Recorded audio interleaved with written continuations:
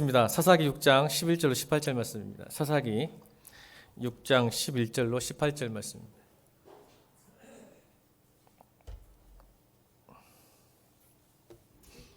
저 여러분 교독합니다. 여호와의 사자가 아비에셀 사람 요아스에게 속한 오브라에 이르러 상수리 나무 아래에 앉으니라. 마침 요아스의 아들 기드온이 미디안 사람에게 알리지 아니하려 하여 밀을 포도주 틀에서 타작하더니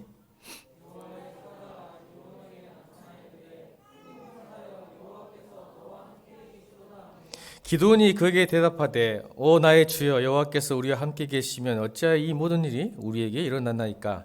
또 우리 조상들이 일찍이 우리에게 이르기를 여호와께서 우리를 애굽에서 올라오게 하신 것이 아니냐 한 그 모든 이적이 어디 있나이까. 이제 여호와께서 우리를 버리사 미디안의 손에 우리를 넘겨주셨나이다 하니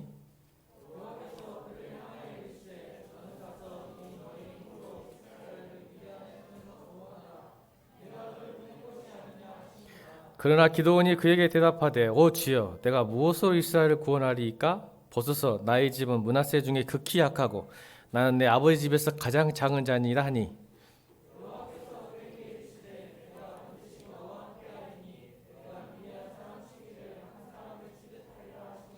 기드온이 그에게 대답하되 만일 내가 주께 은혜를 얻었사오면 나와 말씀하신 이가 주 되시는 표징을 내게 보이소서.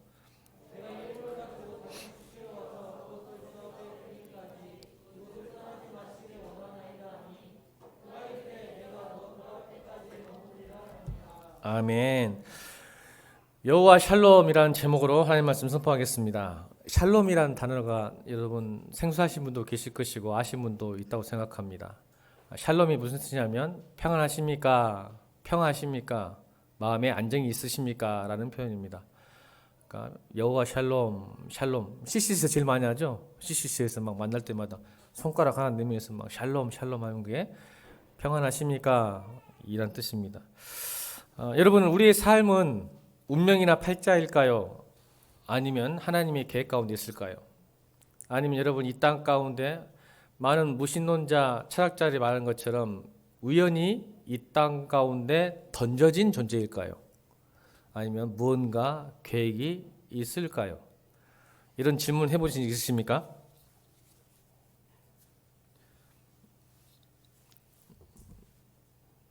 신을 믿지 않는 사람, 철학자들은 이렇게 말해요. 인간은 우연히 이 땅에 던져진 존재다. 근데 정말 던져진 존재일까요? 그냥 알아서 살아야 되는, 자력갱생해야 되는 그런 삶일까요? 아니면 어떤 목적이 있고 계획이 있을까요? 여러분 이 마이크가 누가 만들었죠? 왜 이 마이크를 만들었을까요? 목적이 있어요. 제가 이게 작은 말을 하더라도 여러분들이 다 잘 알아들을 수 있도록 하기 위해서 마이크를 만들었어요. 여러분 의자를 왜 만들었을까요? 의자는 누군가를 앉히기 위해서 만들었어요. 저 피아노는 왜 만들었을까요? 아름다운 소리, 음악을 내기 위해서 만들었습니다. 뭔가 의미가 있고 목적이 있다는 뜻입니다. 그렇다면 하나님께서 왜 우리를 만드셨을까요? 만드신 목적이 있다는 겁니다. 그냥 만들지 않았어요, 여러분. 하다못해 어린아이들의 인형도 우리에게 준 카네이션도 목적이 있어요. 그런데 창조를 비우는 사람이 있죠. 어떻게 하나님이 우리 사람을 만들었느냐라고 비우는 사람이 있어요.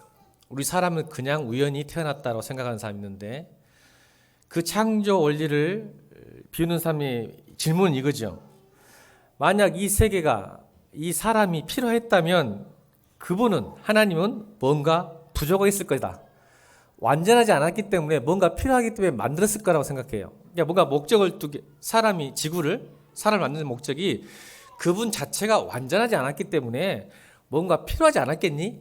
그러니까 만든 거 아니냐. 그분은 신이 아니고 하나님일 수가 없을 수 있겠다는 거죠. 너무 일리가 있는 질문이에요. 모두게 완전하신 하나님이 인간을 만들고 지구를 만들었겠어요. 뭔가 부족하니까. 근데 이렇게 한번 생각해 보세요. 인류 역사에 보면 종종 천재적이고 탁월한 예술가를 만납니다. 그 탁월하고 천재적인 사람들이 어떤 사람은 불후의 명곡을, 어떤 사람은 위대한 조각품을, 어떤 사람은 최고의 미술 작품을 만들어냅니다. 그렇다면 그 분들이 자신을 드러내기 위해서 자기의 부족함을 위해서 그 작품을 만들어냈을까요? 잘 생각해 보세요. 자기를 뭔가를 증명하고 싶어서 천재성을 보여주고 싶어서 사람들에게 자기 위대함을 드러내고 싶어서 만들었을까요? 아니에요. 그 속에 숨어져 있는 예술론이 넘친 거죠. 여러분 그렇다면 그 작품은 자신을 위한 건 아니에요. 제가 이중섭 씨 아시죠? 이주정 씨, 유명한 우리나라 작가.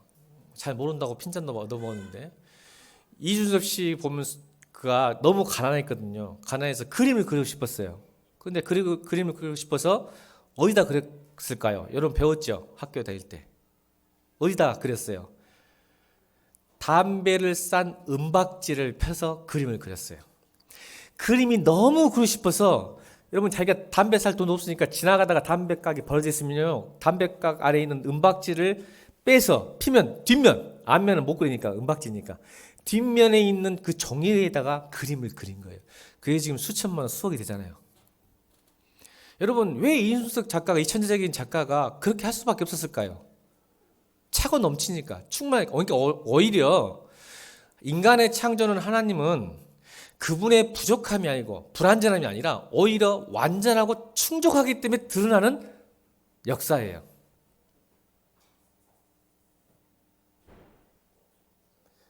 견딜 수가 없는 거죠. 창조의 목적이 그거예요. 불완전하기 때문에 우리가 뭔가 자기를 드러내고 싶어서 그러신 것이 아니라는 거죠. 그렇다면 또 이렇게 질문하면 계시더라고 한 번씩. 그러면 하나님은 행복할 건데 왜 사람과 자꾸 관계를 해서 서로 행복하려고 하는지. 뭔가 사랑이 부족하고 관계가 부족하고 부족하니까 여러분 인간을 만들어 놓고 하나님께서 멀리 떨어져 있는 게 아니라 하나님께서는 자꾸 우리가 관계하고 싶어요. 소통하고 싶고 대화하고 싶고 만나고 싶어 하시잖아요. 그러죠? 그렇다면 하나님은 참 불완전한 거 아닌가? 왜 다함이 있는 행복이라면 굳이 인간하고 교제할 필요가 뭐가 있어요? 여러분도 그러잖아. 여러분도 뭐 한 사람, 두 사람 좋아하는 사람 있으면 굳이 많은 사람 만날 필요 없다고 생각하시는 분들이잖아요. 근데 하나님은 왜 완전하지 못하게 인간하고 계속 교제를 하려고 그럴까? 근데 여러분 잘 또 이렇게 생각해 보세요. 어떤 사람들은 대부분 자기가 만족하고 또 자기 하는 일 뜻대로 되고 제가 배부르고 먹을 수 있으면 거기에 만족한 사람이 있어요. 그렇죠? 내가 먹고 마시고 일하는 것이 내 뜻대로 된다면 거기에 만족한 사람이 있단 말이에요. 그런데 그럼에도 불구하고 아프리카에 있는 아이들의 그 헐벗음과 처참함과 몸부림을 보면서 마음이 안타깝고 눈물이 나고 자기가 할 수 있는 것을 다 해서라도 뭔가를 돕고 싶어하는 마음이 생긴다면 이 둘 중에 전자 후자 중에 누가 하나님의 성품이고 인격일까요? 여러분 다 후자죠.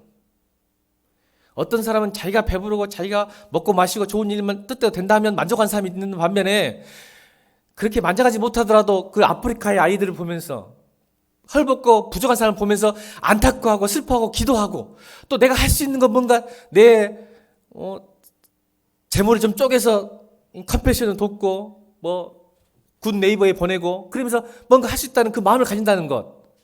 누가 더 하나님의 성품과 인격일 것 같아요, 여러분? 후자죠. 마찬가지예요, 여러분. 여러분, 하나님은 우리 인간이 필요해서 그분 자신의 행복을 위해서 만드는 게 아니라 그분의 성품과 인격이 그렇기 때문에 그래요.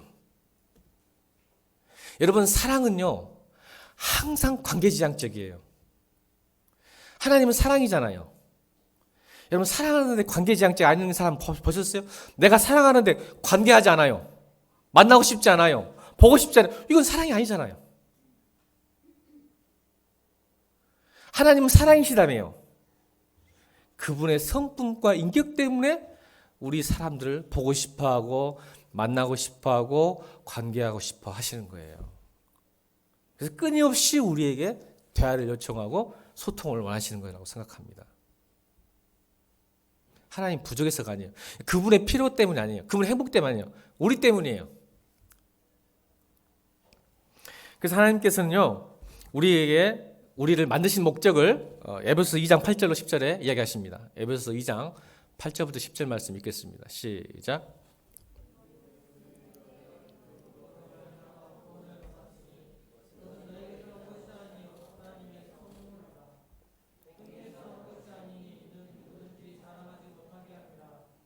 우리가 그가 만드신 바라 그리스도 예수 안에서 선한 일을 위하여 지으심을.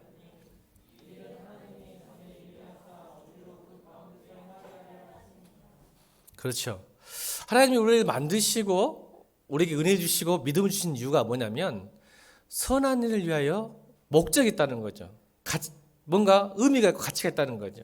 선한 일, 이 선한 일에 대해서 나중에 에베소서 강의하면 더 제가 설명하겠지만 이 선한 일 뭔지 아세요? 오늘 말씀드렸잖아요. 자기가 지어진 목적도 사는 게 선한 일이에요. 의자가 의자다워야 돼요. 피아노. 여러분 피아노에 앉을 수도 있죠. 위에 앉을 수도 있죠. 근데 피아노에 의미가 없어요. 뭐 굳이 이렇게 비싼 1,000만 원, 2,000만 원 되는 그랜드 피아노 위에서 앉아 있어요. 그냥 5,000원짜리, 10,000원짜리 앉아 있으면 되죠. 뭐 2,000만 원짜리 의자 앉아 있으면 뭐가 더 좋아지나요? 여기서 선한이란 뭐냐면 자기가 지어진 목적대로 사는 것. 그게 선한 일이에요. 그래서 하나님께 있어야 될 자리, 있어야 할 그곳에 있을 때 인간은 가장 아름다운 거예요. 의자가 의자답고 마이크가 마이크다울 때, 피아노가 피아노다울 때 가장 아름다운 거예요. 근데 여러분, 우리 안에 여러분 일찍 보니까 오늘 행사를 했어요. 기다리다가 안 돼서 빨리 해치워야 되겠다. 5월달 가기 전에 해서 했는데 12명이 넘는 아이들이 막 뛰어다니면서 막 이렇게 달란트 잔치 하고 막 이렇게 뛰어노는 모습 보니까 잠깐 봤거든요. 너무 좋더라고요. 와, 고맙다. 이 코로나만 아니었으면 더 재밌게 할 수 있을 텐데 딱 봤단 말이에요. 아름답죠? 애들이 막 교회 안에서 뛰어놀고 선생님들과 기뻐하고 싸우기도 하고 소리지기도 하고 짜증내기도, 그게 다 아름다운 거예요, 여러분. 더 갖고 싶어하는 애들, 또 말리는 선생님들, 그 모습이 아름답게 보이더라고요. 근데 여러분 12명의 아이가, 권사님 12명의 아이가 권사님 집에서 뛰어놀면 어떻게 생각하세요? 좋아요? 아, 내가 봤잖아요. 다시 말씀드렸잖아. 내가 일찍에서 보니까 애들이 12명이고 선생님들이 막 어울려서 막 뛰어다니고 노는 게 정말 아름답더라고요. 멋있고 교회는 이래야지 라고 생각했는데, 여러분 권사님 댁에서 12명의 애들이 막 아파트에 뛰어든다고 생각해보세요. 아름다운 모습이에요? 아마 교회 안 나올 거예요. 이 교회가 이상한 교회네. 보세요. 똑같은 아이들인데 어디 있어야 되고 어디 서 있어야 되에 따라 아름다움과 추함이 드러나는 거예요. 여러분 푸른 초장밭에서 토끼들, 야생 토끼들이 막 12마리, 20마리만 뛰어노는 모습 정말 아름다워요. 저 봤어요. 토끼 한 마리만 그 푸른 초장에서 뛰어놀 때도, 사슴 한 마리가 뛰어놀 때도 아름다운데, 여러분 집에서 뛰어논다고 생각해보세요. 똥뻥뻥 싸면서 막. 그게 아름다운 거예요? 아니잖아요. 여러분 우리도 마찬가지예요. 우리가 지으신 목적대로 살지 않으면 우리 행복할 수 없어요. 아름다울 수가 없다니까요. 내가 어디 있어야 될지, 무엇을 해야 될지 아는 게 그렇게 중요한 거예요.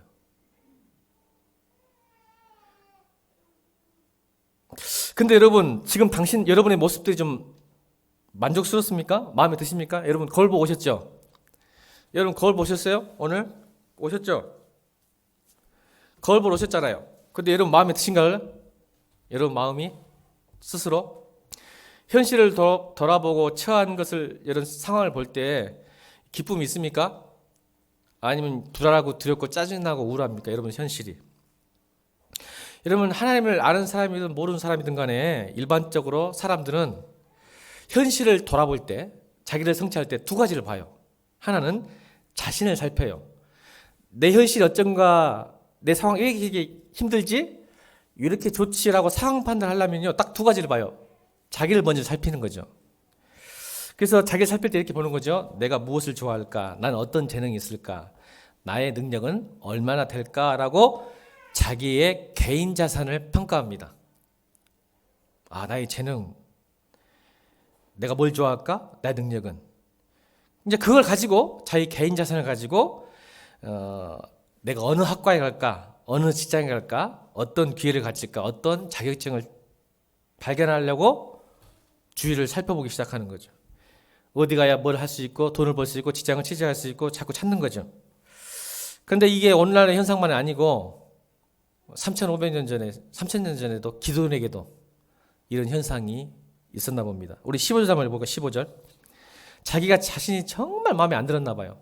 우리 오늘 본문 15절 읽어보겠습니다. 15절 시작.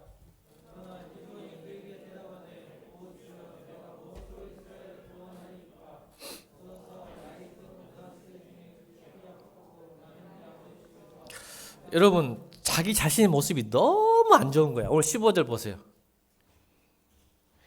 여러분, 자기 상황판, 현실인식, 정직한 현실인식을 하기 위해서는 두 가지 필요하다니까요. 자기를 살펴봐요. 근데 기도는 이 오늘 15절 읽어보니까 너무 마음에 안 들어, 지금 자기가.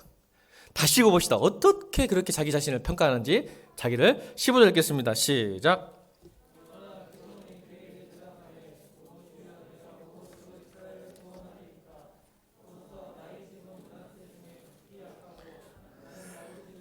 자기를 보니까 마음에 안 드는 게 뭐냐면 나는 가진 거 없어요. 가난해요. 가문이 별로예요. 권력도 없어요. 하물며 심지어 능력도 없고 직업도 안 좋아요. 11절 읽겠습니다. 11절. 11절. 11절이요. 직업이 어떤 직업인지 기도원이. 시작.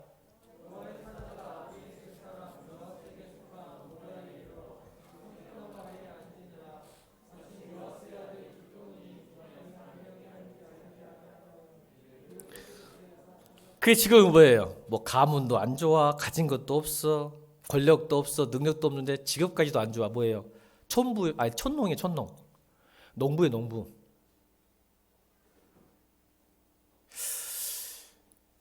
자기 평가가 별로 그렇게 안 좋아. 아, 이거 아닌데, 난 이렇게 살 수 없는데. 그런데 하나님은 신기하게 14절로 왜 그 평가를 내리고 있는데 하나님은 14절로 말씀하십니다. 기도에게. 자, 14절 읽겠습니다. 14절.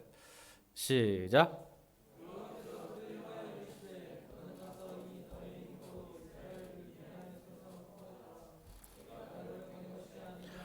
너무 상반되죠. 하나님이 생각하는 기도원과 자기가 생각하는 자기의 모습. 이게 상반돼 있어요. 근데 여러분, 기도원이 말했던 15절의 말씀이 정확한 자기 평가죠.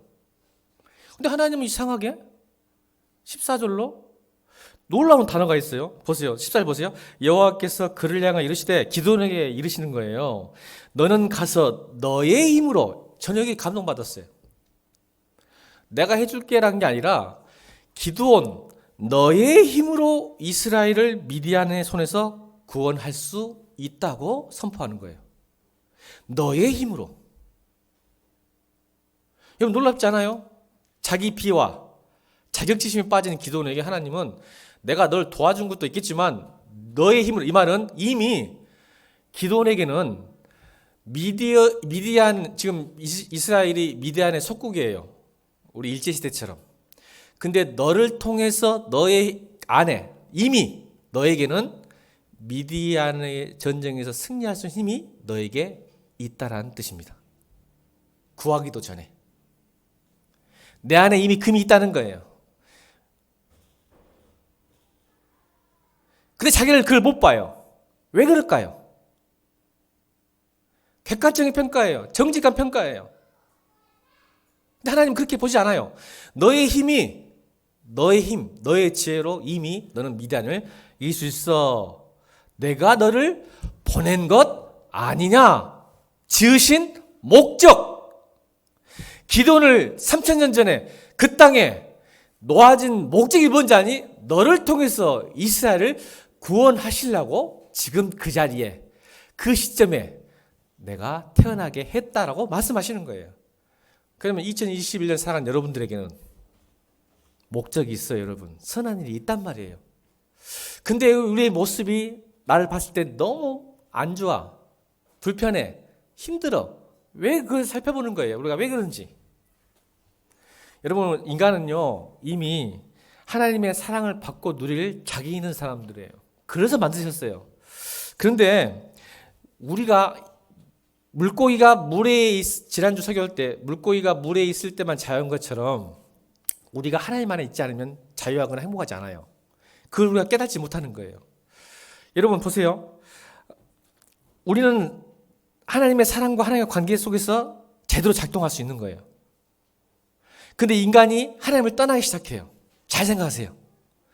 그런 하나님과의 관계에서 살아야 되는데 인간이 하나님을 떠나요. 뭐 때문에요? 죄 때문에 떠나게 됐을 때부터 이제는 그냥 내가 공부를 잘하든 못하든 얼굴이 이쁘든 안 이쁘든 좋은 대학을 나오든 안 나오든 좋은 직장을 가진 안 가든 부하거든 가라거든 그와 상관없이 하나님과 사랑을 누리면서 살게 돼 있었는데 그것이 하나님을 떠나는 순간 어떻게 돼요? 내가 사랑받을 만한 존재인지 내가 가치를 받을 만한 존재인지 내가 인정받을 존재인지를 자기가 증명하면서 살게 되게 돼 있어요. 그렇게 변해버리는 거예요. 뭐냐면 자기 스스로 에덴 동산에서 쫓겨나는 순간부터 자기 스스로 가치를 증명하면서 살아야 돼요. 존재 증명을 하고 살아야 돼요. 그래서 여러분 하나님을 떠난 인간은요 그의 목적이요 무슨 목적인지 보여하시는지 아세요? 그의 목적은 내가 인정받고 내가 사랑받고 내가 가치 있는 존재라는 것을 증명하는 데 목적으로 살게 돼요. 거기서 또 불행이 시작되는 거예요. 우리는. 여러분 왜 여러분의 얼굴을 가꿉니까? 왜 여러분 좋은 대학을 가려고 합니까? 왜 돈을 많이 벌려고 하십니까? 사랑받고 싶은 거예요. 인정받고 싶은 거예요. 존중받고 싶기 때문에 그러는 거예요. 계속 자기 존재를 증명해내야 돼요. 그게 이 땅의 삶이에요.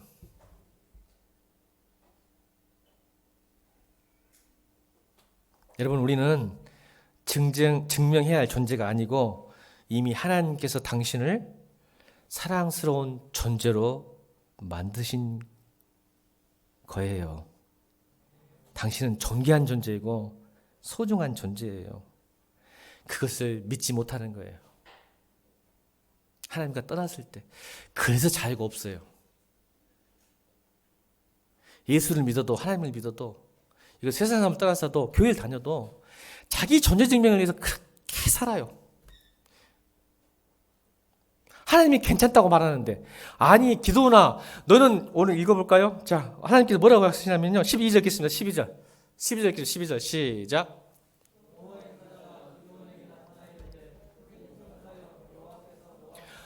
하나님께서 말씀을 야 괜찮아 네가 뭐 스펙이 좀 약하고 농부여고 가난한 집이고 어리고 부족하고 못생기고 괜찮아. 내가 보기에는 너는 큰 용사야. 괜찮단 말이야.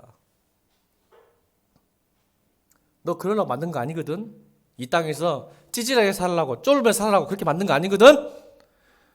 네가 이날 예수 믿게 하는 것은 그렇게 바둥바둥하면서 이것 때문에 일일비하고 있으면 회다거리다가 없으면 좌절하고 낙심하고 그런 사람 살려고 만든 거 아니거든. 너는 큰 용사야. 이미 너 힘 안에 미디안을 깨물 수 있는 힘이 너한테 있어. 여러분 여호와 샬롬 오늘 설교 제목이죠. 창조주 만나야 됩니다. 만나셨더라도 그 창조주의 관계가 회복돼야 됩니다. 그래야 자기의 환경과 자신을 하나님 입장에서 볼 수 있습니다. 여러분 창조주 하나님을 만나고 창조주 하나님과의 관계가 회복되면 세 가지 평화가 일어납니다. 첫 번째 평화는 자신과의 평화입니다. 여러분 보세요. 므낫세 중에 극히 약하고 내 아버지 집에서 가장 작은 나고 마음에 들지 않는 나가 깨져 있어요. 평화가. 자신이 마음에 안 드니까 샬롬. 내 자신이 마음에 안 들거든 지금. 그러면 여러분 샬롬이 깨져 있잖아. 나는 왜 이러지? 나는 왜 이런 집안에서 태어났지? 나는 왜 이렇게 공부를 못하지? 나는 왜 이렇게 키가 작지? 뭐 어쩌지? 자꾸 샬롬이 깨져. 샬롬이 뭐라 하겠어요 여러분? 샬롬이 평강, 평화. 그게 깨진단 말이에요. 창조주를 만나지 않으면 또 만났어도 교회를 다녀도 하나님과 관계 회복이 안 되면 자꾸 그렇게 돼요. 여러분 나를 사울로 볼 때 하나님은 여러분을 바울로 볼 수 있어요. 아멘 합시다. 믿음으로 합시다. 믿음으로. 내가 볼 때 나가 사울이라고 볼 수 있지만 하나님 볼 때 여러분 바울일 수 있어요. 아멘입니까? 내가 나를 볼 때 시몬일 수 있지만 하나님은 여러분을 보고 베드로로 할 수 있어요. 아멘입니까? 여러분 마태복음 나오잖아요. 자기를 시몬이라 했지만 예수님 아니 너 베드로야. 앞으로 반석으로. 그러니까 여러분 우리는 갈대로 생각할 수 있지만 하나님 여러분을 반석으로 생각한단 말이에요. 여러분은 사기꾼인 야곱으로 생각할 수 있지만 하나님은 이스라엘로 생각할 수 있단 말이에요. 내 자신과의 평화가 회복되는 거예요. 하나님 만나면. 여러분 사울이 바울 됐죠? 아멘입니까? 여러분 다윗도 보세요. 8번째라는 단어가 하카토이라는 단어예요. 히브리어로. 하카토이라는 단어가 말째라는 뜻도 있죠. 뭐라 했어요 제가 여러분? 열등한 존재라는 뜻이에요. 열등한 존재. 하카토이라는 이 단어가. 그러니까 말째임에도 불구하고 열등하단 말은 증명이 되잖아요. 아버지들과 형제들에게 버림받은 아이가 다윗이었단 말이에요. 그래서 사무엘이 기름부로 왔는데 아예 8번째 아들 소개도 안 했잖아. 소개도. 쟤가 어떻게 하나님의 기름을 받아? 근데 하나님 보시기에는 그게 아니야. 다윗이 하나님 종이야.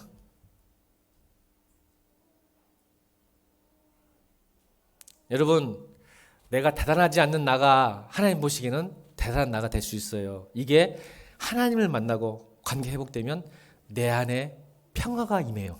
아멘. 내 안에 샬롬이 내가 누구인지 정확하게 알게 되는 겁니다. 그게 깨지니까 자꾸 자기를 증명하고 싶은 거야.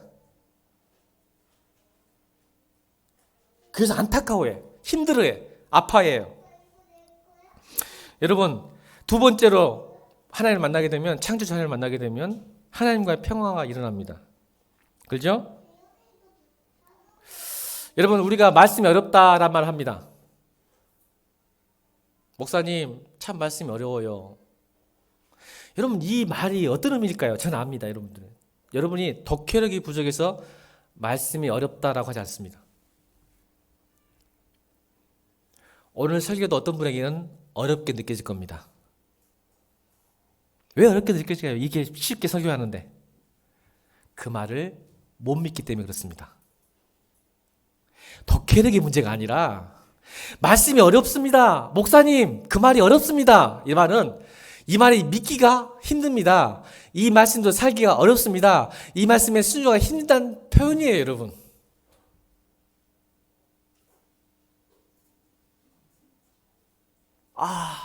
내 생각과 내 욕망과 말씀이 너무 배치가 되는 거야. 말도 안 돼.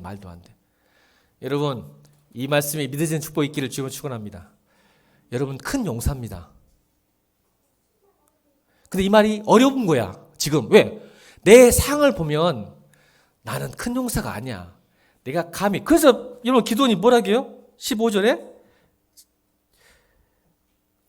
그러나 기도원이 그에게 대답하되 오 주여 내가 무엇으로 이스라엘을 구원하겠습니까? 보세요. 여러분 지금 그러고 있단 말이야. 말씀을 받고 있어도 믿고 있어도 내가 무엇으로 구원하겠습니까? 나 가진 게 하나도 없는데. 나 능력도 없는데. 이게 여러분 자신과의 평화가 깨진 거고 하나님과의 관계의 평화가 깨진 거예요. 믿지를 못하는 거예요. 하나님이 말씀하시는데 야 너 너의 힘으로 이길 수 있다니까? 세상 이길 수 있다니까? 미디안 나라 이길 수 있다니까? 이미 줬다니까? 근데 아이고 나를 보니까 내가 무엇을 이깁니까? 미디안을. 무엇으로 세상을 이깁니까? 무엇으로 직장을 이깁니까? 무엇으로 사람을 이깁니까? 이렇게 설교하는 거예요. 그래서 말씀이 어려운 거예요. 여러분. 안 믿어지는 거야. 여러분 믿으는 축복의 길을 지금 축원합니다. 이게 하나님과의 평화가 되면 믿어집니다. 여러분 굉장히 중요해요. 하나님과 관계 회복이. 주님 만나는 게 아까 세 가지 말했죠. 하나님 잘 만나야 되고 부모 잘 만나야 되고 스승 잘 만나. 하나님 잘 만나면 내가 바뀌어요. 내가 바뀌니까 내 가정도 바뀌게 되는 거예요. 여러분 가정이 변하면 우리 교회도 바뀌어요. 교회가 바뀌면 세상이 바뀌게 돼 있어요. 그게 지으신 목적이에요. 선한 일이에요. 근데 그게 안 믿어지거든요. 내가 무엇으로 저것을 이겨냅니까? 내가 무엇을 이렇게 믿음 생활합니까? 내가 무엇을 할 수 있겠습니까? 내가 아무것도 없는데.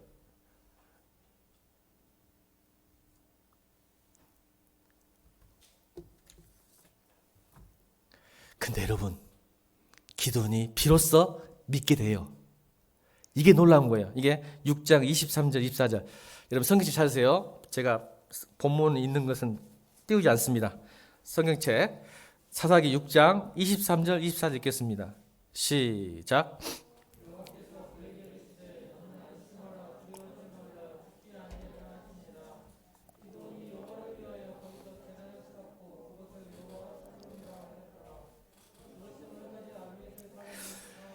여러분 설교 제목 여기서 나왔어요. 드디어 말씀이 어렵지 않고 말씀이 들렸어요. 이게 6장 23절 24절이에요. 관계회복이 된 거죠. 어떤 말씀이 들렸을까요? 23절만 읽겠습니다. 23절 시작. 여호와께서 그에게 이르시되 너는 안심하라 두려워하지 말라 죽지 아니하라 하시니라. 이게 들린 거예요. 여러분 14절은 안 들렸단 말이에요. 14절까지는 안 들렸어. 네 할 수 있어 했는데 안 들렸는데 23절에 들린 거예요. 여호와께서 다시 그에게 이르시되 너는 안심하라 두려워하지 말라 죽지 아니하라 하시니 그 말이 믿어지고 들리니까 24절 그가 행동했던 첫 번째 행동 24절 시작. 기드온이 여호와를 위하여 거기서 제단을 쌓고 그것을 여호와 살롬이라 하였더라. 그것이 오늘까지 아비에스 사람에게 속한 오브라에 있었더라. 아멘. 살롬이 임한 거예요. 하나님의 평화가. 예배했다는 거죠. 제단을 쌓았다는 것. 드디어 믿음의 예배를 드린 거예요. 진짜 예배.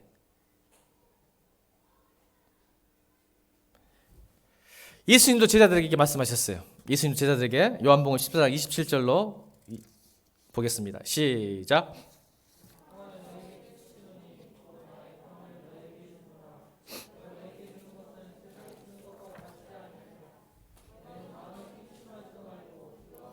아멘. 이게 샬롬이에요. 샬롬. 두려워하지 않고 안심하고 걱정하지 않는 것, 두려워하지 않는 것, 자신과의 평화. 여러분 나 자신을 볼 때는 내가 나를 생각할 때는 짜증나고 화가 나고 힘들잖아요. 내가 평안을 주러 왔다는 거야. 예수님께서 내가 너희에게 평안을 가져왔다. 예수님이 오신 목적이에요. 여러분 돈 주러 온 게 아니라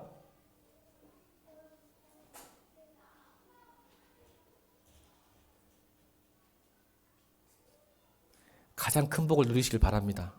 평강, 평화, 두려워하지 않는 것, 떨지 않는 것, 걱정하지 않는 것. 세상이 줄 수 없는 거라니까 이 평화는. 그걸 가지신 게 최고 복이에요, 여러분. 그걸 예수님을 가지신 거예요, 여러분이.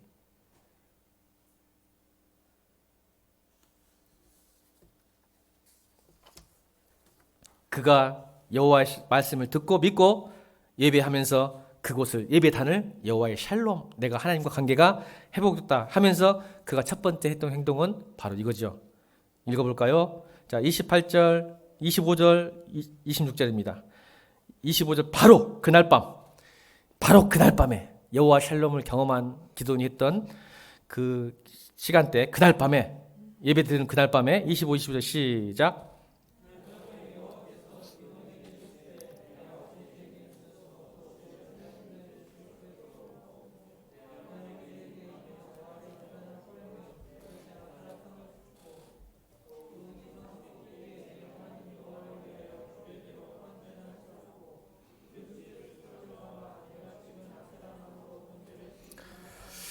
여러분 여호와의 샬롬 관계 회복하고 첫 번째 행동이 뭔지 아세요? 우상 숭배를 타파한 거예요. 자기의 우상을 깬 거예요.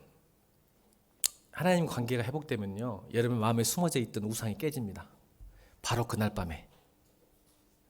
여러분 안에 숨어진 우상이 있어요. 그거 없으니까 못 깨달겠다는 사람들 많아요. 그 우상입니다, 여러분. 근데 이 본문이 굉장히 주는 의미가 뭔지 아세요? 기드온의 아버지가 요아스예요. 근데 요아스의 뜻이 뭔지 아세요? 여호와의 불이란 뜻인데 그 여호와스의 집에 뭐가 있었냐면 우상 숭배 있어요. 이게 지금 현실 우리 성도들의 현실의 모습이에요.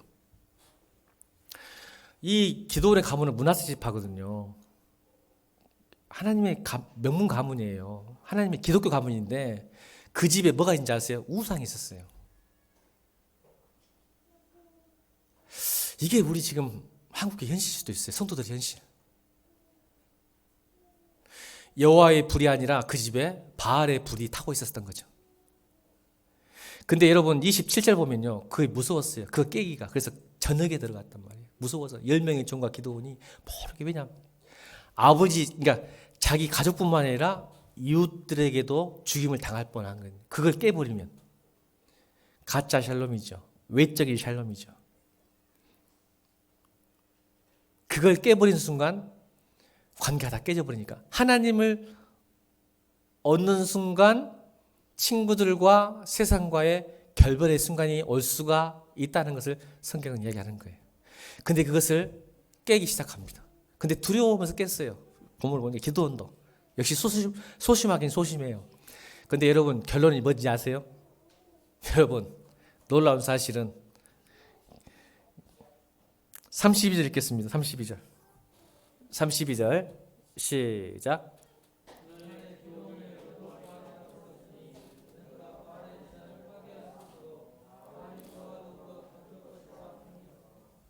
여러분 제가 성경을 읽으면요, 사사기 읽으면 나중에 이 기도원이 제단을 바알 우상을 파괴해서 아버지 집이나 이웃에게 죽임을 당한 게 아니라 오히려 보세요. 이게 최후의 승리라는 거야. 잠깐 내가 예수를 잘 믿다 보면 어려움 당할 수 있지만 나중에 기도원 때문에 이스라엘이 미디안으로부터 구원을 받죠. 그러면서 자기 아버지와 그 이웃들이 오히려 죽이려 했던 것이 어떻게 변해요? 칭찬과 사랑과 인정을 받게 됩니다. 할렐루야. 이게 크리스찬이에요. 근데 우리는 이게 내가 사랑과 관계가 깨질까 봐서 내 우상을 없으면 죽을 것 같아서 그럴 것 같은데 그게 아니에요. 그게 깨지는 순간 진짜 살람이 오는 거예요. 이웃과. 여러분 생각해 보세요. 여러분 김구 선생님 다 존경하잖아요. 나라를 구한 사람이 기도원이 나라를 구한 사람. 그러니까 백성들이 얼마나 존중하고 사랑했겠어요. 우리가 기도원 때문에 살았구나. 이렇게 바뀌는 거예요, 여러분. 우리가 이거 놓치면 이거 없으면 못 살겠다는 거 한번 놔보세요. 이 가짜 샬롬, 외적인 샬롬 때문에 그걸 못 놓거든요. 두렵기 때문에 그렇죠. 내가 예수 잘 믿으면 친구와 관계 끊어질 것 같아서 집에서 욕을 먹을 것 같고 혼날 것 같아서 아니요. 나중에 여러분 때문에 여러분 찬양할 거예요. 이웃 사람들이. 왜 진작 교회 못 다니겠냐? 왜 예수 못 믿겠냐? 그래 되기를 주여 축원합니다. 그렇게 될 거예요. 저는 믿습니다. 제가 그랬으니까요. 진정 예수 믿을 걸. 진짜 찬조 하나님 만날 걸. 그래서 여러분 세 번째 평화가 와요. 이웃과의 평화가 와요. 하나님 만나면. 여러분 다른 사람과 평화를 누리지 못한 이유가 뭔지 아세요? 자기 안에 샬롬이 없기 때문에. 따라합시다. 내가 이웃과의 평화를 누리지 못하는 것은 자기 안에 샬롬이 없기 때문이다. 정말 무서운 거. 그러니까 자기의 샬롬이 있으면 이웃과의 샬롬이 일어나요. 제가 설명해 드릴게요. 아까 사람은 사랑받고 존중받고 인정받고 싶다 했죠. 그래서 자기 안에 샬롬이 없으니까 다른 사람을 통해서 샬롬을 받기 싶어 해요. 자, 다시요. 자기 안에 평화가 없으니까 다른 사람을 통해서 샬롬을 받고 싶어 한단 말이에요. 근데 자기를 인정해주고 사랑해주는 사람이 좋죠. 왜요? 그 사람이 샬롬이 나한테 오기 때문에. 그런 사람을 쫓아다니고 우리는. 나를 사랑해주고 인정해주는 사람을 쫓아다니는 이유가 뭐냐면 내 안에 샬롬이 없어서 그 사람이 나를 인정하고 사랑할 때 내 안에 샬롬이 오거든. 근데 여러분 그 스트레스인지 아세요? 그게 스트레스예요. 왜 스트레스냐면 그 사람의 사랑과 인정을 받기 위해서 내가 노력해야 돼요. 그냥 주지 않아요. 맞아요? 안 맞아요? 그게 스트레스란 말이야. 내 안에 샬롬이 없을 때는 다른 사람의 샬롬을 받고 싶었는데 그 사람에게 인정받고 사랑받기 위해서 계속 노력해야 돼. 이거 보통 일이 아니거든요. 자, 반대로 그러면 나를 인정해주지 않고 사랑해주지 않는 사람을 만나면 어떻게 돼요? 화가 나죠. 샬롬이 깨지죠. 아예 없는 거죠. 나를 인정하지 않고 나를 사랑하지 않는 사람을 만나게 되면 자기 안에 있는 샬롬 화가 나죠. 깨지는 거예요. 두 개예요. 내 안에 샬롬이 없으면 인정받기 위해서 스트레스고 인정받지 못해서 스트레스예요. 이게 샬롬이 둘 다 깨지는 거예요. 나도 샬롬이 없고 그 사람한테도 샬롬이 없는 거예요. 여러분 중요해요. 내 안에 샬롬, 하나님과의 샬롬이 있어야 이웃 간에도, 가정 안에도, 부부 간에도, 자녀 간에도 샬롬이 있을 줄로 믿습니다. 왜 부부가 생활이 힘든지 아세요? 왜 자녀와 부모가 힘든지 아세요? 샬롬이 없기 때문에 우리 서로가. 그래서 상대방의 그 샬롬을 원하는 거야. 상대방에게 샬롬을 원해. 사랑받을 땐 좋아. 안 받으면 화가 나. 그 스트레스요. 알지? 해봐서 알지, 여러분? 하나님 만나시기 바랍니다. 여러분, 오늘 여러분들에게 여호와의 샬롬이 임하기를 원합니다. 여러분, 이 기도원이 우리가 23절 4절 읽었을 때는 하나님 음성을 듣고 샬롬이 이뤘지만 그 샬롬이 깨지는 이유가 있었어요. 그걸 또 보길 원해요. 우리가 그러니까 샬롬은 잘 깨지기 쉽거든요. 우리 13절 읽겠습니다. 13절 시작.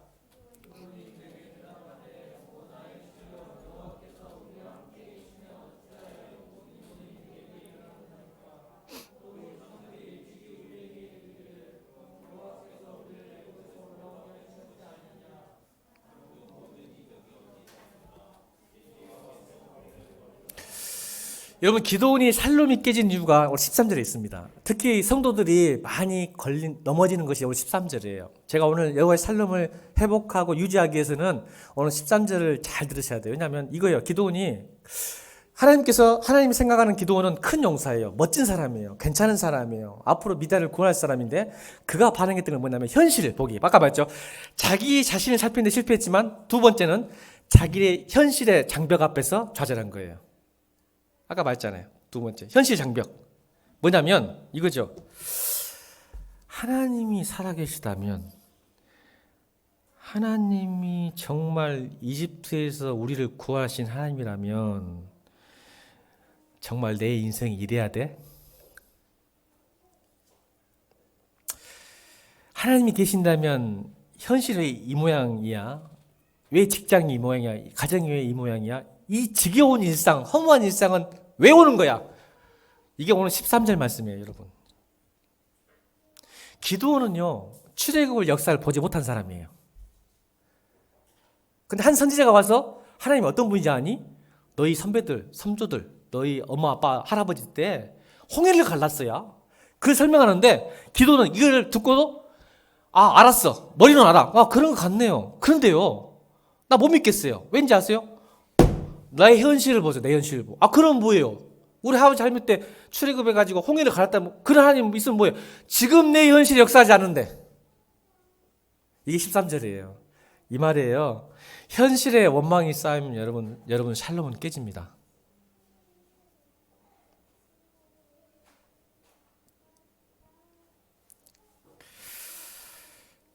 그래서 사실은 현실 때문에 샬롬이 깨진 게 아니라 하나님과의 샬롬이 깨졌기 때문에 고통이 오는 거예요. 우리는 그게 14절이죠. 14절 시작.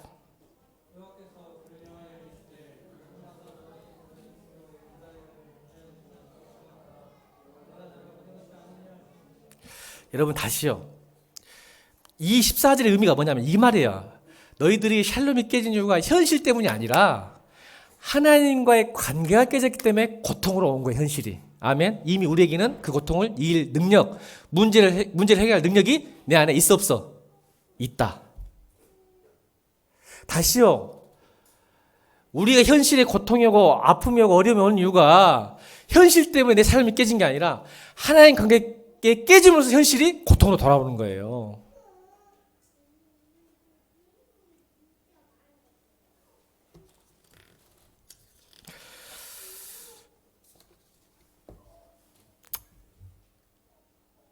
딱 한마디 할게요, 여러분. 여러분은 미연 오리 새끼가 아니라 백조예요. 나는 미연 오리 새끼가 아니라 현실 앞에서 왕따 당하고 세상 앞에서 왕따 당하고 욕 먹고 조롱당하고 손까지 당하는 사람들이 아니에요, 여러분. 미연 오리 새끼가 아니란 말이야. 사실 여러분 백조란 말이야. 옆에 사람 보면서 그래. 하얀 백조네. 시작. 백조라니까. 근데 이 미운 오리 새끼는 뭐예요? 지가 뭔 나를 안다고 생각한 거야. 왜? 누구하고 사니까? 오리하고 사니까. 우리는 그런 사람이 아니라고. 좀 믿어주라. 좀 제발 믿어. 얼굴들이 안 믿는 표정이요. 지으신 목적이 뭐라고? 여러분, 우리가 세상 사람들하고 사니까 내가 올인지 알아. 그래서 미운 올스가 되지. 왜 이 새끼는 이렇게 커? 세상 사람들하고 차별되니까, 구별되니까 세상 사람들 웃기는 거야. 너 그렇게 살면 망해. 그렇게 막 웃긴 놈들이래? 아니란 말이야. 나중에 깨닫지. 내가 오리가 아니라 백조였구나. 그래서 하늘을 홀홀 날아가잖아요. 여러분, 그래 되기를 바랍니다. 여러분, 그런 존재예요. 하나님과 살롬의 관계가 깨지지 않길 바랍니다. 결론입니다. 제가 책을 읽다가 좋은 이야기를 들어서 소개하고 싶은 거예요. 어떤 한 의사가 아프리카에 봉사하러 갔어요. 근데 그때 외국에서 선진 아프리카 오지에 봉사활동 갔는데, 그때 우연히 알게 된 유학파, 그 아프리카 주민 중에 유학파 청년이 선진 농업 문화를 해서 자기 마을이나 나라를 봉사하려고 해서 배워와서 농작물을 관리하는 청년을 만나게 됩니다. 그래서 같이 같은 동네에 있는데, 그 청년이 이제 결혼하고 싶어서 준비를 해서 물어보니까, 그 당시 그 아프리카에 있는 신부를 구하기 위해서 는 암소 한 마리가 필요하답니다. 그래서 정말 멋진 아내 신부를 얻으려면 암소 3마리가 필요하대요. 그다음에 그래도 괜찮은 신부감이면 2마리, 보통 여성이면 1마리만 이게 주면 신부로 받을 수 있다고 그래요. 지금도 그런데 아프리카는. 그런데 이 청년이 보니까 동네 사람들이 난리가 나는 거예요. 그래서 그 의사가 따라가 봤어요. 그랬더니, 여러분 놀라지 마세요. 암소 9마리를 갖고 신부감을 찾아가는 거예요. 놀라지도 않아. 여러분, 암소 9마리 아무것도 아니지. 3마리인데 9마리 또 쓸데없는 소리 하지 말아야지. 또 길어진 설교도. 9마리를 갖고 가니까 동네 사람들이 다 모이니까 대체 그 마을에서 한 번도 있었던 일이 없어. 최고가 3마리였으니까. 그러니까 이 9마리를 갖고 가니까 사람들이 막 몰려가지고 이 청년이 누구한테 간지 막 보는 거야. 신기해서. 근데 그 마을 촌장, 그 딸 집도 지나가는 거야. 촌장 집 딸이 아니네. 또 지역 유지인, 그 동네 최고 부자인 바나나 농장 주인집 딸한테도 안 가는 거야. 그리고 그 마을의 최고 엘리트 여자 선생님, 집도 지나치는 거야. 그럼 대체 누구한테 가는가 했더니, 허스만한 집에 아주 빼짝 마르고 허약한 여성한테 가서 9마리를 주고 결혼식을 한 거예요. 마을 사람들이 난리가 난 거예요. 그래서 그 신부한테 욕을 하는 거야. 네가 무슨 마법, 지금도 마법을 믿잖아.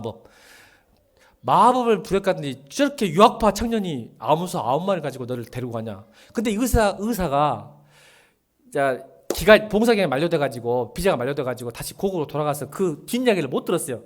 근데 그 의사가 늘 고민이야. 어째 그 청년은 9마리 암소를 가지고 자기 보기에도 별로 보잘것없는 여자를 데리고 갔을까. 근데 우연찮게 휴가를 받았어. 몇 년 뒤에 휴가를 받아가지고 갔더니 마침 그 청년이 부유한 사업가가 됐겠죠. 돼서 초대를 받아서 식사를 하는데 물어본 거야. 내가 진짜 궁금한 게 하나 있다. 왜 그때 별로 내가 보기에는 말을 못하고 그렇게 했냐 했더니 청년이 아무 말도 안 하더래요. 근데 어떤 한 여인이, 아주 멋진 여인이 멋지고 세련되게 영어도 하면서 친절하게 그 시중을 그러니까 저녁 식사를 하는데 갖다 주길래 의사가 속으로 생각했대요. 그럼 그렇지. 네 수준에는 이런 여자가 맞지. 아마 또 딴 여자를 들였겠구나. 그 여자는 어떻게 해버리고. 그때 그 청년이 이야기했습니다. 그 의사에게. 사실은 우리나라 문화는요, 소 1마리로 그 사람의 가치가 결정됩니다.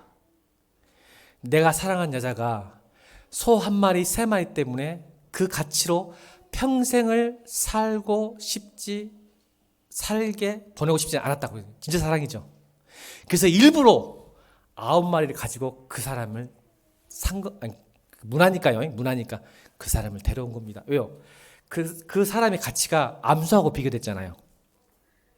그러니까 내 사랑의 여자만은 1마리, 2마리, 3마리로 평가받고 싶지 않아서 아예 9마리를 갖고 간 거예요. 정말 멋진 청년이죠. 근데 이 청년이 아무것도 요구하지 않았답니다. 얼굴을 화장해라, 이뻐하고 옷도 잘 입어라 하지 않고 그냥 너를 있는 모습 그대로 사랑한다라고만 했대요. 근데 이 아내가 허름하고 촌스러웠던 그 아내가 순간 혹시 내가 암소 9마리의 가치가 있는 건 아닐까라는 의심이 생기기 시작했답니다. 그때부터 그 아내가 바뀌기 시작합니다. 그래서 그게 아름답고 영어도 잘하고 센스 있고 멋진 우아한 아내로 변하게 되었습니다. 그 청년 이야기했더랍니다. 제가 이 글을 읽을 때요, 제가 읽었거든요. 좋은 생강인가 좋은 글에서 읽었어요. 이거를 읽으면서 딱 느낀 게 뭔지 아세요? 여러분은 암소 9마리 가치가 아닙니다. 여러분 하나님, 창조주 하나님의 가장 소중한 독생자 예수 그리스도를 주고 여러분을 사왔습니다. 우리의 삶의 가치가, 의미가, 목적이 우리가 어떻게 신앙생활하고 어떻게 살아야 되겠습니까, 여러분? 그 암소 9마리 때문에 자기의 가치를 생각해서 그렇게 노력했던 그 아내를 보면서 제가 그걸 깨달은 거예요. 제가 깨달은 거. 여러분은 암소 9마리 가치보다 훨씬 뛰어나신 분이잖아요. 예수 안 믿어도. 근데 여러분, 예수님이 여러분을 사기 위해서, 이곳에 부르기 위해서 하나님께서, 창조주 하나님께서 여러분 독생자 예수 그리스도를 주고 이 자리에 부르신 거예요. 여러분, 우리는 미울 오이 새끼 아닙니다. 여러분, 큰 용사들입니다. 세상을 두려워하지 마십시오. 안심하십시오. 포기하지 마십시오. 여러분 이미 괜찮은 사람입니다. 좋은 사람입니다. 여러분 힘이 있습니다. 여러분 지혜가 있습니다. 여러분 능력이 있습니다. 왜요? 창조주께서 여러분과 함께 하시기 때문에 그렇습니다. 13절에 12절에 내가 너와 함께 하겠다. 큰 용사여, 내가 너와 함께 하겠다. 이걸 믿으시기 바랍니다. 이것을 믿고 순종할 때 여호와의 샬롬이 회복될 줄로 믿습니다. 하나님은 우리 위해서 거룩한 낭비를 하셨어요. 아멘입니까? 거룩한 낭비를 하셨단 말이에요. 예수 그리스도 그 암소 9마리를 낭비한 것처럼 그보다 더 큰, 비교할 수도 없죠. 그렇게 거룩한 낭비하신 여러분이란 말이에요. 그렇게 합당하게 삽시다. 그래서 로마서 8장 32절 읽겠습니다. 로마서 8장 32절 시작.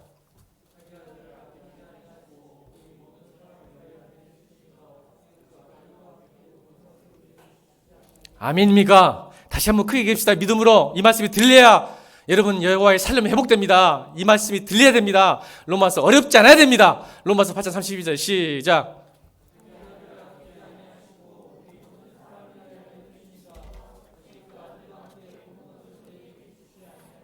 아멘입니다. 자, 찬양하시며 준비하신 힘을 드리겠습니다.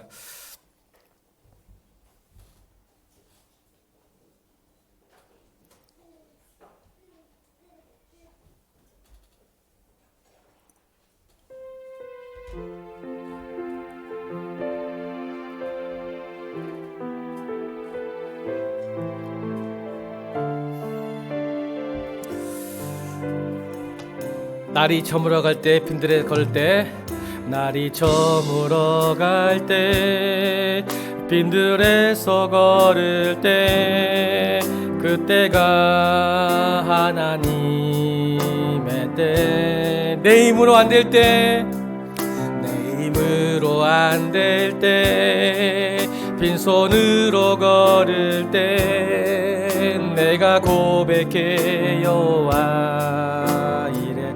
다시 한번 날이 저물어 갈 때, 빈들에서 걸을 때, 저물어 갈 때, 빈들에서 걸을 때, 그때가 하나님의 때. 내 힘으로 안 될 때, 내 힘으로 안 돼. 빈손으로 걸을 때, 빈손으로 걸을 때, 내가 고백해 여호와. 주가 일하시네, 주가 일하시네, 주가 일하시네. 주께 아끼지 않는 자에게 주가 일하시네.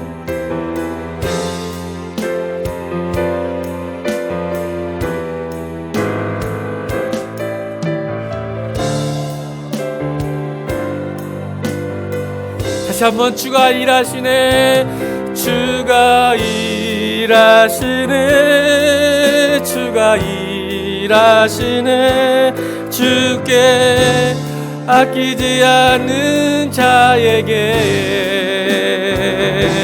주가 일하시네. 주가 일하시네. 신뢰하며 걷는 자. 우리 기도하십시다. 하나님, 여호와의 샬롬 하나님, 나에게 말하여 주옵소서.